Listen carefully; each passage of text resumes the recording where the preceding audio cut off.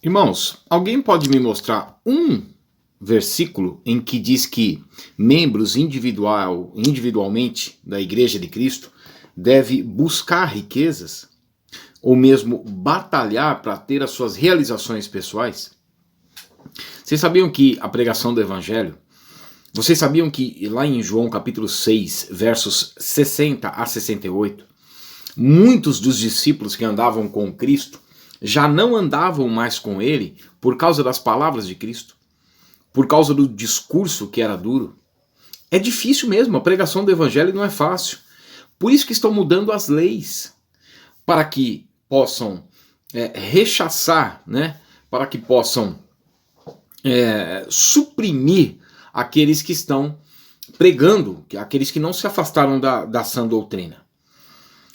Nós fomos eleitos, né, após crermos em Cristo, na nova vida, na nova natureza, na regeneração que está em Cristo, obedecendo permanentemente a sua palavra e através da obediência, a purificação de nossas almas, tornando-nos vasos de honra, né, para o serviço do Rei. A partir do momento que nós cremos, eleitos para uma nova vida, nós cumprimos o objetivo da igreja na terra. O objetivo da igreja na terra, de acordo com o que o apóstolo Pedro escreveu na primeira carta, no capítulo 2, versos 5 e 9, é servir como uma nação sacerdotal. À semelhança dos levitas, de Números capítulo 1 e Números capítulo 18, em que a porção deles era o Senhor, e que eles não tiveram herança nas distribuições das heranças, né? Não na sua totalidade ou igualmente os outros filhos de Jacó, porque a porção deles seria o Senhor. Seriam oficiar no tabernáculo.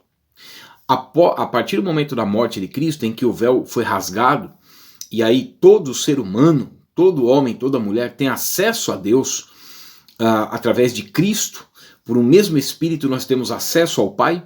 Então a igreja foi constituída uma nação sacerdotal. À semelhança dos levitas, nós não temos vida própria. Nós, de acordo com 2 Coríntios capítulo 5, verso 14 e 15, este amor que nos constrange, a partir do momento que nos é elucidado, né, através da pregação do Evangelho e a fé salvífica, então, entra em nossos corações e que nos é elucidado com relação ao sacrifício de Cristo, o seu objetivo, que foi a reconciliação de Deus consigo mesmo, da sua própria condenação. E quando nós cremos, nós somos tirados, porque estávamos em direção à ira de Deus e agora fomos vivificados. Nós então compreendemos o objetivo do Evangelho. Este amor nos constrange. E agora já não passamos mais a viver para nós mesmos, mas para aquele que por nós morreu e ressuscitou. Uma única passagem eu gostaria que vocês me apresentassem de campanha de prosperidade ou de ensino dos apóstolos, porque a igreja está edificada na doutrina, tendo essa doutrina como fundamento, Cristo e a sua palavra. 1 Coríntios 3, versos 10 e 11, Efésios 2, 20, e que em nome de Jesus e em seu nome se pregasse arrependimento para a remissão de pecados, Lucas 24, 47, e que o Evangelho é o poder de Deus para a salvação, Romanos 1, 16. Alguém pode me apresentar uma única vez em que apóstolos ensinaram na doutrina, nas cartas do Novo Testamento, sobre campanhas financeiras ou a ficarem ricos individualmente? Alguma passagem que ensina membros a ficarem ricos financeiramente? Então, quando a gente vê em Mateus capítulo 6, verso 19, Jesus diz assim: não ajunteis para vós outros tesouros sobre a terra.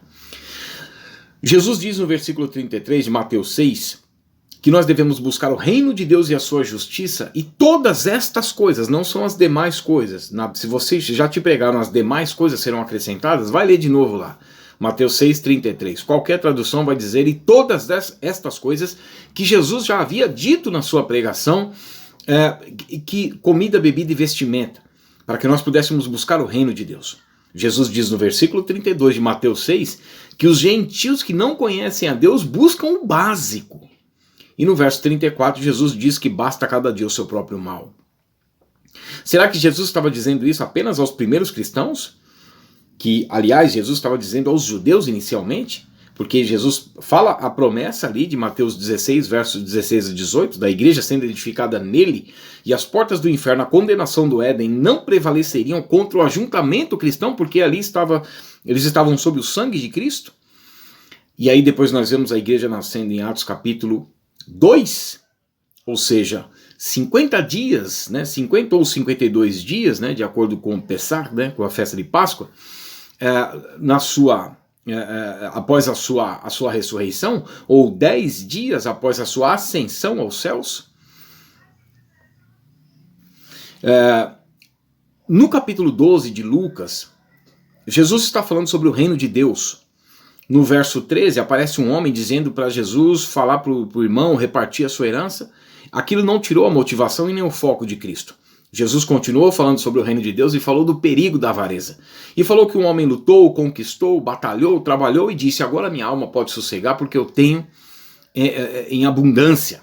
E Jesus disse que veio uma voz do céu e disse: louco, hoje pedirão a tua alma. E o que você tem preparado para quem será? Quando nós discorremos no verso 33 de Lucas 12, Jesus está dizendo: vendei os vossos bens, dei esmolas. Quando nós vemos a orientação de Cristo com relação ao jovem rico, Jesus disse para ele: vai e vende tudo que você tem e dá aos pobres, porque aquilo estava impedindo o jovem rico de buscar a Deus. Vai e vende tudo que você tem e dá aos pobres. Já existia o templo. Jesus não mandou levar no templo, ele mandou levar aos pobres. E depois você vem e me segue. Aí, em seguir a Cristo, ele estaria juntando tesouro nos céus. Ele estaria, de fato, tendo a sua salvação por seguir a Cristo. Mas veja que a proposta financeira nas Escrituras, principalmente na questão neotestamentária, porque nós não temos que olhar para textos isolados com relação à nação de Israel, com relação a reinos, com relação à distribuição de renda para que houvesse justiça nos reinos, ou até passagens isoladas do reino milenar de Cristo que será instaurado após o período de tribulação. Eles pegam passagens isoladas. Agora, no contexto do Novo Testamento, nós não vemos nenhuma orientação para a Igreja de Cristo no decorrer da história, porque a nosso respeito foi escrito, tudo que foi escrito, Romanos 15, 4, Jesus disse que nós iríamos crer, na sua oração sacerdotal, em João 17, ele ora pelos discípulos e aqueles que iriam crer em Cristo pela palavra pregada pelos discípulos e pelas cartas do Novo Testamento. O que foi escrito para nós, orientações, as cartas pastorais de Paulo, Tito, 1 e 2 Timóteo, e todas as cartas de Paulo, as 13, e se Hebreus, 14 cartas paulinas, afora todas as outras cartas dos apóstolos, não há nenhum ensinamento sobre enriquecimento, sobre questão financeira. Nós vemos a igreja em Atos 2, 42, 47, Atos 4, 32, 37, eles vendiam tudo que tinham, depositavam tudo aos pés dos apóstolos e cada um havia uma repartição, repartiam todos à medida que alguém tinha necessidade. De sorte que nós vemos ali os irmãos que juntavam para os cristãos da Judéia que mais passavam necessidade. Em 2 Coríntios capítulo 8, verso 1 a 15, ninguém tinha necessidade, ninguém tinha falta, tinha em abundância e em comunidade. Paulo disse assim: vocês deram-se primeiro ao Senhor e depois a nós. Então eles se repartiam suas posses entre si. Por quê? Tudo isso era precedido pela doutrina dos apóstolos, pela comunhão, partir do pão e a oração. Quando nós olhamos para Efésios 4, 28, o apóstolo Paulo dá orientação à igreja. A igreja. E nós que viríamos depois, iríamos aprender através das cartas dos apóstolos. Aquele que furtava não furte mais, antes trabalhe com as próprias mãos para ter com que acudir o necessitado, para repartir com o necessitado.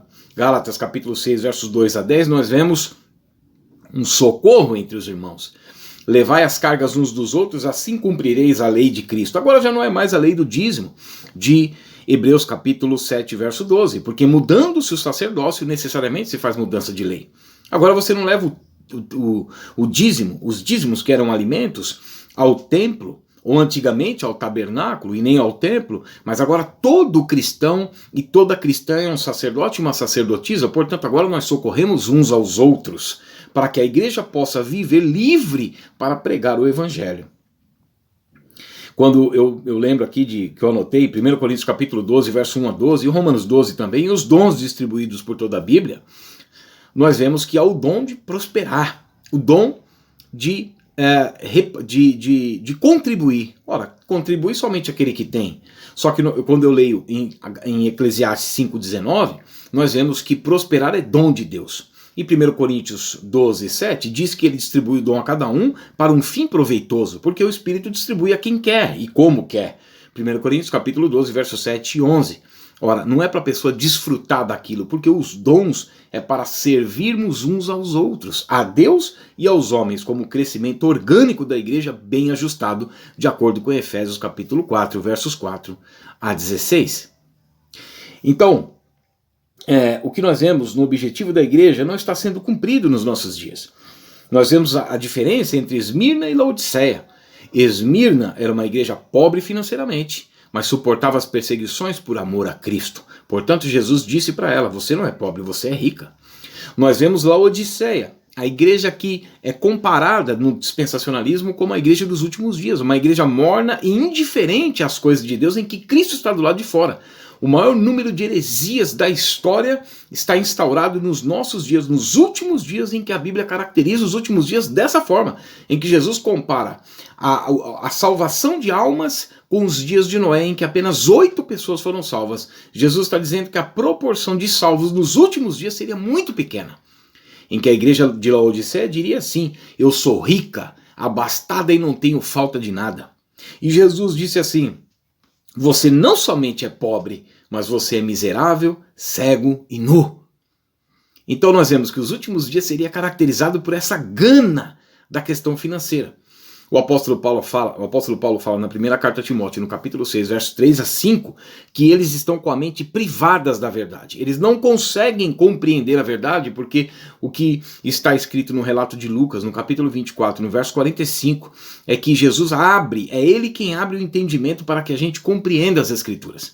Esses que estão nessa gana, nessa busca, alterando os textos bíblicos para ganhos e movidos por avareza, fariam comércio das pessoas, de acordo com o que Pedro escreve no capítulo 2, versos 1 a 3 de 2 Pedro, e Paulo diz que eles se cercariam de mestres segundo as suas próprias cobiças, e se recusariam a dar ouvidos à verdade, de acordo com 2 Timóteo capítulo 4, verso 1 a 4, eles estariam privados da verdade, eles não iriam compreender de fato o chamamento para a igreja. Porque para aqueles que creem, é aberto o pleno entendimento da verdade, iluminados os olhos do coração, de acordo com Efésios 1:4, Efésios 1:17 e 18, para que possam compreender a esperança do chamamento. Se nós olharmos um pouco mais para trás, não tanto tempo, nós vemos que a igreja, representada ali pelos anabatistas, moravianos, os moravianos viviam nas aldeias de Herrnhut, né, na Saxônia, antiga Tchecoslováquia, povo oriundo da pregação de John Hus, né, que morreu queimado numa estaca cantando um hino. O povo dos moravianos, o seu próprio líder, né, um dos líderes ali, o conde de Zinzendorf, se desfaz da sua fortuna, porque ele olha num quadro e Jesus está falando ali, eu sofri tanto por você, o que fazes tu por mim? Ora, de fato, será que a igreja está sendo levada à pregação do evangelho? Paulo fala em Romanos capítulo 10, versos 6 e 7, da unilateralidade, da graça, da expiação, do sacrifício de Cristo para reconciliar a Deus com a sua própria condenação e chamar aqueles que iriam crer pela mensagem do evangelho, de acordo com Romanos capítulo 10, verso 9, onde diz que todo aquele que invocar o nome do Senhor será salvo.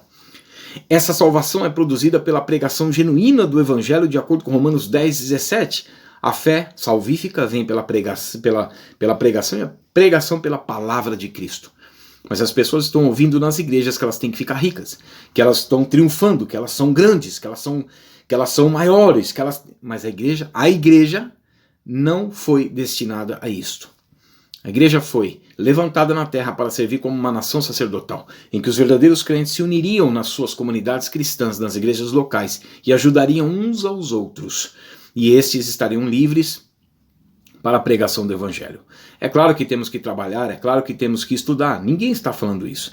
Mas a ajuda mútua não deveria faltar. A pregação de hoje, que está levando apenas as pessoas a ficarem cada vez mais egoístas, que é o que iria caracterizar não só o mundo, bem como aqueles que estão dentro das denominações, mais amantes de si mesmos do que amigos de Deus. Amém?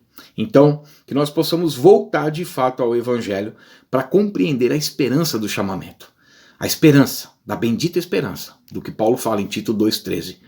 E nós devemos viver nessa expectativa, ajudando uns aos outros, servindo a Deus e aos homens. Leia livros, heróis da fé, leia livros individuais das biografias ou autobiografias dos heróis da fé. Veja como era a igreja há um tempo não tão distante. Amém? Deus abençoe.